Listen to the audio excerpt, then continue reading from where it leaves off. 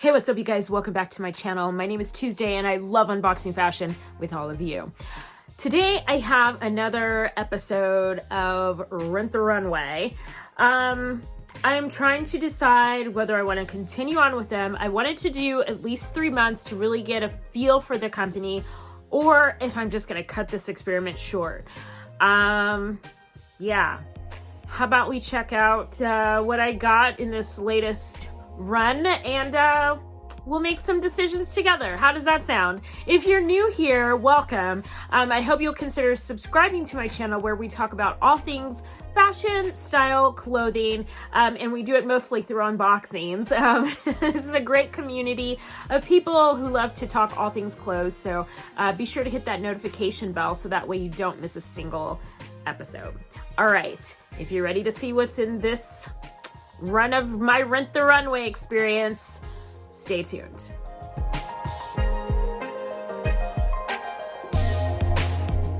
Okay, so from my last rental, I got a pair of jeans by DL 1961, I think is what it's called, and I absolutely love them. I have worn them so much. I actually considered purchasing them, and then I didn't. They were $160 to purchase, and so that kind of held me back a little bit. That being said, I'm pretty sure I would get my price cost per wear out of them, and I have jeans in my wardrobe that are way more than $160, so it's not like, you know, I don't know. I just, for some reason, am not able to pull the trigger on them, but I am still considering it. So when I sent back the last round of items, I actually kept the jeans because I want to continue to wear them, and sent back 3 of the old pieces to get 3 new ones. So I'm going to show you guys the 3 new pieces that I picked up in this kind of edition of my rental service. The first item that I got was a sweater by, I think it's Joie. I think that's how it's spelled, or how it's pronounced, Joie. So anyways, it's this bright orange sweater here, and I absolutely love the color, and that's why I went for it. Besides the fact that I really loved this neckline, it has this wider kind of almost boat neckline happening here, and it has almost a dolman sleeve here.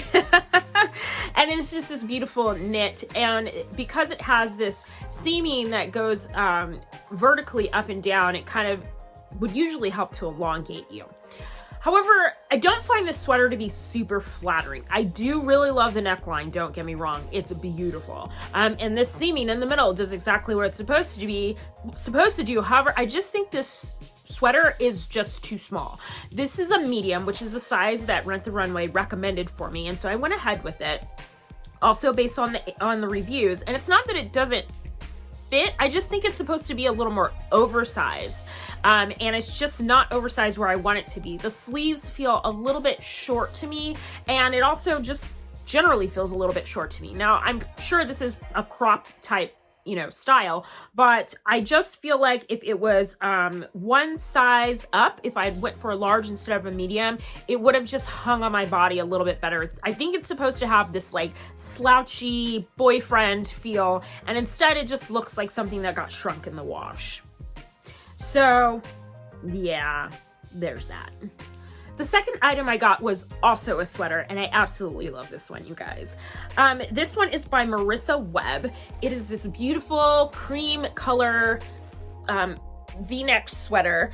Again, kind of a oversized boyfriend type style. Now, if you guys have been kind of following along, you know that I picked up a similarly styled sweater from Target back in maybe November-ish.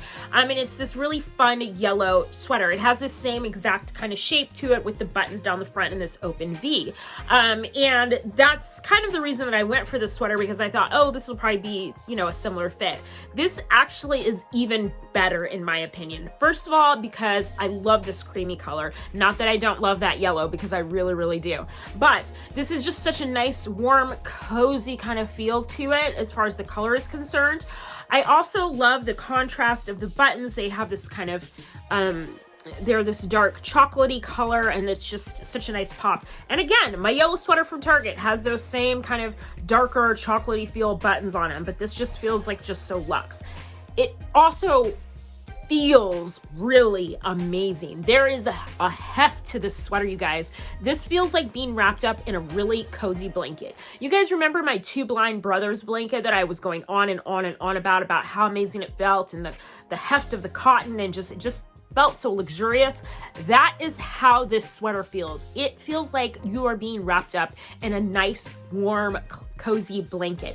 It has some heft to it, and I love that. That is something my Target sweater does not have. It's a beautiful sweater and it's a lot of fun, but it doesn't have that very like heavy, cozy feeling that this one does. This is a nice heft of yarn. I also love the sleeve length on this. They're oversized, super long, so they, again, have that very slouchy boyfriend feel, exactly what I want. If I didn't want to wear it kind of down where it would hit, you know, kind of at that perfect spot across the hips, I can just push it back on the shoulders and get more of a little bit of a cropped, slouchy feel. But the great thing about this sweater in comparison to the one I got from Target is that because there's so much heft, so much weight to this fabric, it actually stays there. So my my Target sweater, when I push it back, because I regularly do that when I wear it, it keeps sliding forward because it's a very light yarn. This is heavy duty stuff, y'all. And it is really nice. I don't know if it's been worn before because it doesn't have that like fuzzy pilling that's a lot of times you get on this kind of yarn, this kind of material. But if it has, it's definitely wearing super well. In any event, I love this sweater. And I will definitely be getting some use out of this before I send it back. One more side note about this sweater, and the reason that it ends up feeling as amazing as it does, it's because of the material that's used. Listen to these ingredients. You've got the viscose, 45% that, 30% nylon, which is, again, that viscose and nylon is already a really soft material. You've got acrylic in it, okay, which is a fabric that's often used in sweaters. You've got 10% wool, which is always a really great warm fabric, and 5% cashmere. That's what's giving it that very luxe feel. But all of those blended together are like a heavy duty combo, and I can see why this is such a great feeling sweater. Oddly enough, it's also machine washable, which I think is very interesting. Gentle cycle, tumble dry low. This is a piece that I could see myself wanting to have in my collection in the future. So we'll see how this works out. But so far, I'm really in love with this. And by the way, I got it in a large. The last item I got on this go round was another moto jacket. I sent back the pink one that I got last time, which I really, really loved. However, it was just too tight. And I could tell from the couple of weeks that I had it that it wasn't gonna break in it to be any looser. It just felt really snug, like around the shoulders and the chest, like the bust line around here. So I knew that it was the wrong size. So I learned my lesson and I sized up to an extra large. And I think this is a much better fit. This is by the same company as the pink moto jacket that I had before. It's the company called Slate and Willow. Like I said, I got it in an extra large. The reason I went with this jacket primarily is because I love the detail on the shoulder here. You can tell this has all been hand stitched. Actually, there's a couple of loose threads on here, which of course, if I was purchasing this jacket, I would send it back because loose threads on hand beaded items is kind of a big deal. Although I have a workaround for that too. Just ask me about it.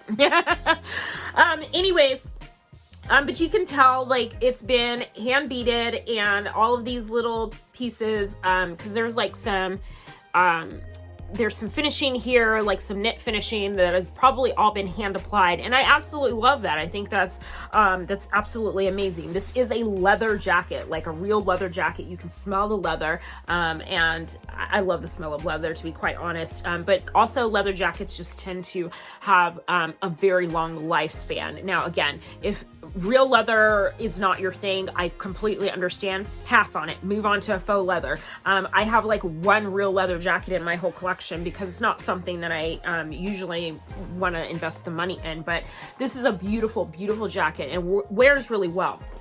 Okay, here's what I don't like about it though. I've never had a moto jacket, like a true moto jacket like this, that zips up and snaps all the way to the top. And you saw me kind of struggling with the zipper at the beginning of the video. it's great when it's closed. And if I lived in a place where I was in like really cold weather, where I needed to really be protected from the elements, I think this jacket would be amazing. However, I live in a climate where it's cold outside, to me anyways, but it's not freezing. It's like in the 60s, okay? And okay, yes, granted, I know a lot of you guys live in places where it's like snowing outside. It's not snowing. I'm looking out my window right now. It's a beautiful blue skies, lovely sunny day. So 60 degrees is not a big deal, I understand. My point is, I don't need to be protected from elements. I don't need to be protected from snowstorms or, you know, crazy rainy days or whatever. None of that is happening. I don't think we've even had any rain for like half a year.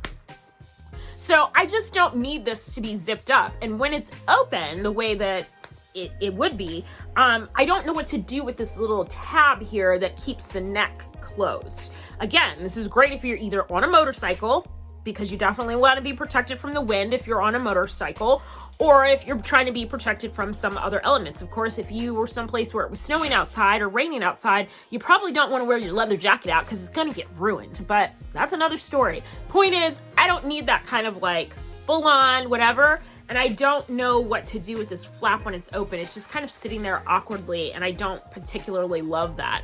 So we'll see. Like, I'll probably wear this because I have it for a minute, but I don't know how long I will keep it. Let's just say that. So, yeah. All right, that's everything I got on this go round of Rent the Runway. Let me know what you guys think. I know a lot of you have very opinionated opinions about this service so far. And honestly, I kind of do too, but I am trying to really hold off until I've had a full trial run here of the service. But like I said, I'm kind of wondering if I want to cut it short or if I should keep going. What do you guys think? Should I, try again? Because if I do another month, that would leave me with 3 tries left, 3 returns left. So I still have an opportunity to try up to 12 new items. Or should I just cut my losses and be done with it? I'm definitely going to be trying some other rental services this year, so don't worry, those are coming. But I did want to give Rent the Runway a full review, a full try on, to be really fair and honest, to be okay, I really did this. Let me know your thoughts in the comments below if you guys are interested in trying Rent the Runway. I also have a code in the description box that I will share with you guys. If you want to see me style these pieces, because I am going to try and do some outfit of the days with them, be sure to follow me on Instagram. My handle over there is @FromTuesday. And until the next video, live with love. Bye.